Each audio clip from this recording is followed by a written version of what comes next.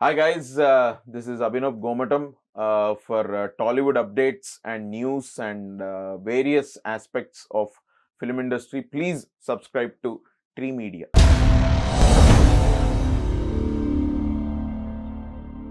అటు బాంబే కానీ చెన్నై కానీ ఏం ఉపయోగపడలే కదా, టైం వేస్ట్ ఒక రకంగా చెప్పాలంటే. టైం వేస్ట్ కానీ అది ఇప్పుడు ఇప్పుడన్నా ఎవరన్నా ఉన్నారా, ఇప్పటికైనా ఫ్రెండ్స్ ఉన్నారా? ఉన్నారు వాళ్ళు అప్పుడు అటాచ్ అయిన వాళ్ళు బాగున్నారు, పొజిషన్ చాలా బాగున్నారు, వాళ్ళు ఇంకా బాగున్నారు. ఇంకా వాళ్ళు అసలు ఇప్పుడు నేను అక్కడ ఉండుంటే వాళ్ళు ఇప్పుడు ఇట్లా రాజ్ కుమార్ రావు, మన పీయూష్ శర్మ వీళ్ళు ఎట్లాంటి మంది యాక్టర్స్ వీళ్ళందరితో పనిచేస్తున్నారు వాళ్ళు. అండ్ వాళ్ళు కూడా సర్కిల్లో ఉండేట ఆ టైంలో. నేను అప్పుడప్పుడు అనుకున్నాను అక్కడే ఉంటే మరి ఈ పాటికి మనం కూడా ఏదైనా అయ్యేదేమో, అట్లీస్ట్ ఒక 100 crore ఫిలిం మనకు కూడా పడేదా చిన్న ఇది. బట్ వాళ్ళందరూ they are very well working sir. బాంబేలో నేను చెప్తున్నాను, ఇక్కడ చెన్నైలో ఇప్పుడు కొంచెం అటు ఇటు అయిపోయింది కదా sir. I'm happy I mean Hyderabad Chennai మీద కంపేర్ చేస్తే. ఇన్ఫాక్ట్ అక్కడ కొంతమంది ఫ్రెండ్స్ కూడా ఇక్కడికే వచ్చి సినిమాలు చేస్తున్నారు. దర్శన్ షణ్ముగవేల్ అని ఇచ్చట వాహనాలు నిలపరాదు డైరెక్టర్, ఆయన friends for the last 10 years. Okay, వాడవాడు ఉన్నాడు కదా అని ధైర్యంతో కూడా చెన్నైకి వెళ్ళాను నేను. వాడప్పుడు హైదరాబాద్ లో ఉన్నాడు. వాడు హైదరాబాద్ లో డైరెక్షన్ ఇది చూస్తుంటే నేను చెన్నైలో యాక్టింగ్ ఇదని నేను వెళ్ళా.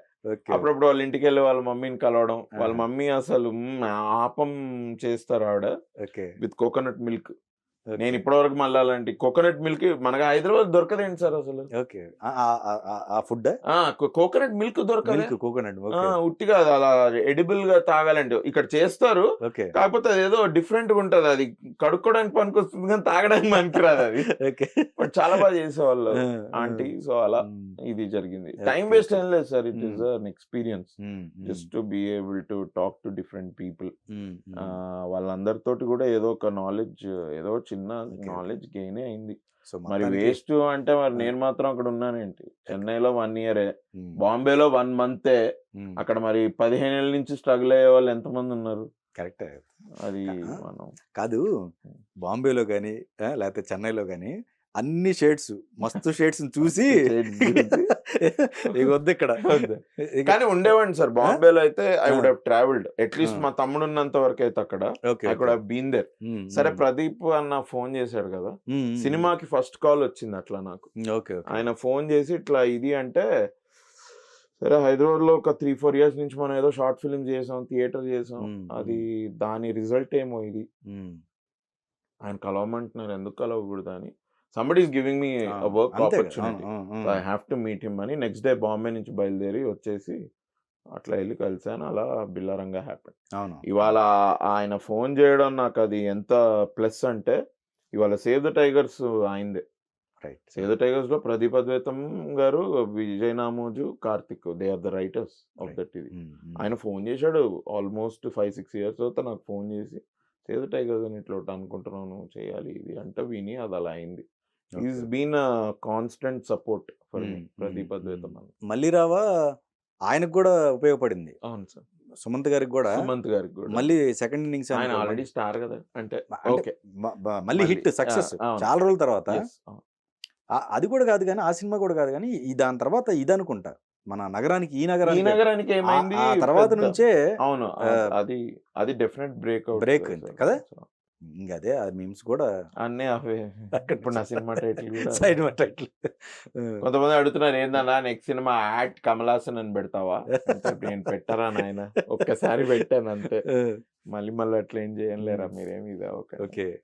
అక్కడ దర్శి ఆల్మోస్ట్ అంటే ఫస్ట్ దర్శియా తీసుకెళ్ళింది కదా? No way. అసలు దర్శి పెళ్లి చూపుల్లో ఎట్లా కాస్ట్ అయ్యాడు అన్నది నాకు పెద్ద మిస్టరీ. అవునా? నేను దర్శి నేను ఒకనొక ఆడిషన్ కి వెళ్తున్నప్పుడు ఆ ఆఫీస్ లో దర్శి గారు నిల్చొని ఆడిషన్స్ తీసుకుంటున్నాడు. ఓకే, నేను అలా కలిసా దర్శిని. కలిసి తర్వాత we immediately gelled. He is very friendly. నేను ఆమె ఇద్దరం అలా మాట్లాడుకుంటూ ఆ అబ్బాయి కల్పించాడు, దర్శన్ షణ్ముగవేల్. తర్వాత దర్శను మా ఇద్దరిని పెట్టి షార్ట్ ఫిలిం తీశాడు తమిళ్లో. అట్లా మేము ముగ్గురం ఫ్రెండ్స్ బాగా. సో వీడు షార్ట్ ఫిల్మ్స్ అవి చేసేవాడు తరుణ్తో. తరుణ్ వర్క్ షార్ట్ ఫిల్మ్ నుంచి I would love, but I never could meet him.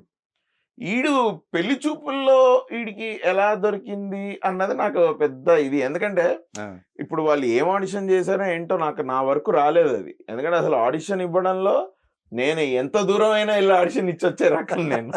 Chennai దాకా బైక్ లో వెళ్ళి 1 year అక్కడ ఆడిషన్స్ ఇచ్చాను నేను.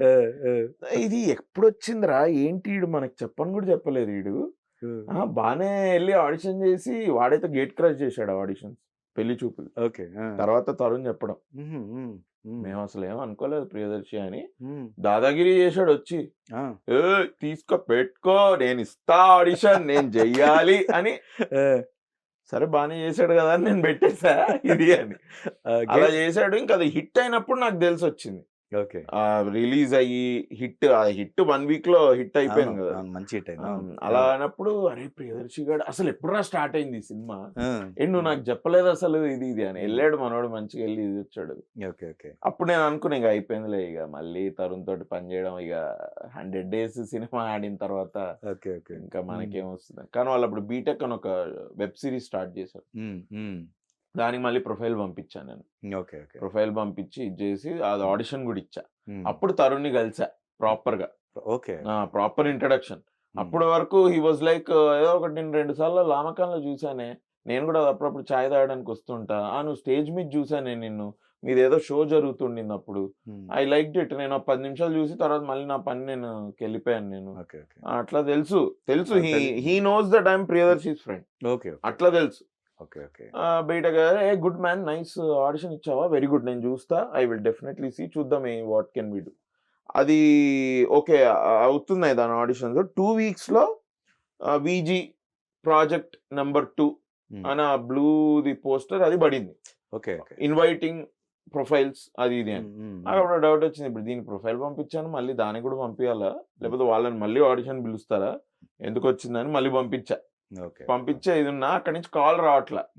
నేను కూడా ఆలోచిస్తున్నా ఏమై ఉంటుందో సినిమా, ఏదో పెద్ద హీరో అయి ఉంటుంది, ఏముంది మనకి పిలిచినా కూడా ఏమన్నా ఒక 5-6 days రోల్ అట్లా ఏదైనా వస్తుందేమో చూద్దాంలే, ఓకే అని. రావట్లేదు ఎంతసేపటికి కాల్.